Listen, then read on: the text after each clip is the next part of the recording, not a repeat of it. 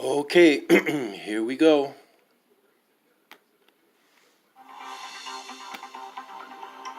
I'm Steve Carlson, the Democratic opponent of incumbent Amy Klobuchar. I'm running a write-in campaign against the sitting incumbent for U.S. Senate.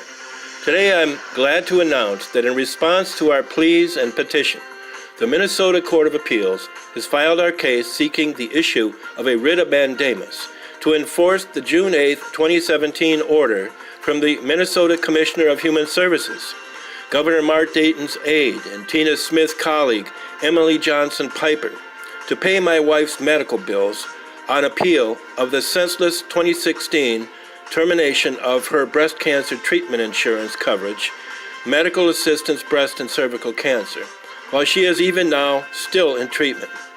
The petition for an extraordinary writ has been filed by the appellate court as A18-1578 in Ray, Victoria, and Stephen Carlson, and it requests the court to issue the writ requiring the court below and the commissioner and other Ramsey County defendants and respondents to pay for these medical services while the appeal is being heard and resolved. Because on June 8, 2017, Commissioner Piper rendered a decision which says in part, quote, "The appellant's birth date is November 11, 1951. So she turned 65 on November 11, 2016. She obtained medical assistance for breast and cervical cancer under the State of Minnesota Medical Assistance Program from 2013 until the agency terminated her coverage in July 2016 and determined that she was no longer eligible for that program, but was now eligible for medical assistance for the elderly program with a spend down.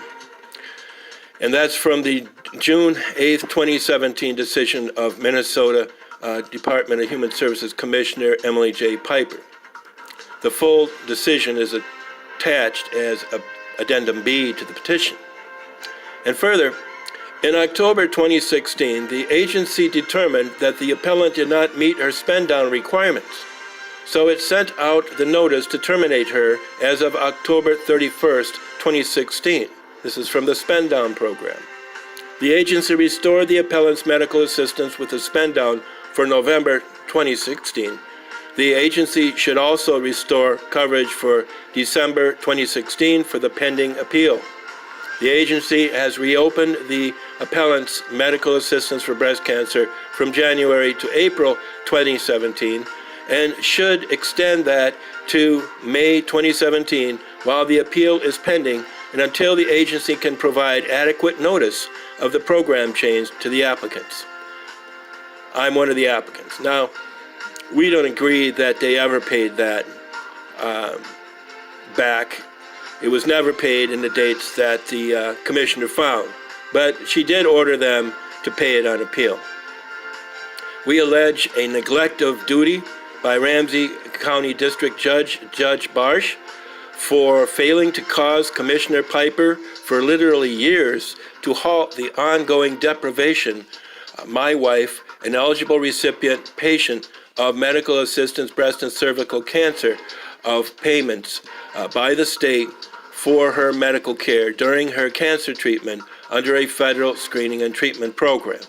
We have sought this remedy while the appeal, which is now moved to the Minnesota Court of Appeals as A18-1370, is being settled. Perhaps some of you are aware of a breast cancer case that inspired the rap song, "Fight Like a Girl, Can't You Feel the Rage?"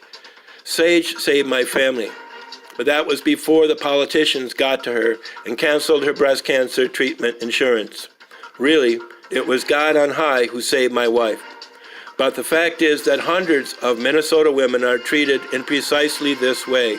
They are surprised, shocked, and our conscience is shocked when local bureaucrats and people like Emily Johnson Piper, Esquire, Lori Swanson, Esquire, and Amy Klobuchar, Esquire, go into these women's medical files while they are in the cancer treatment promised by the government and cancel the health insurance that the U.S. Senate chose to save their lives, and now, as Olympia Snow put it, no longer watch them die. Now I put my trust in the Lord, not in man, and when her cancer treatment is scheduled to end later this year, After years of deprivation of life-saving medical care like therapy, surgery, and consultation, blocking things like mobility, nutrition, rest, and activity that help patients be truly cancer-free, we will be counting on Jesus Christ and God the Father to heal her. Not Democrat politicians and judges, but the law requires that she must be paid medical benefits for treatments rendered because of breast cancer, which is supposedly covered by a U.S. government and Minnesota government insurance program called Breast and Cervical Cancer Prevention and Treatment Act coverage. And I've talked about this in campaigns before this cancer struck with Betty McCollum.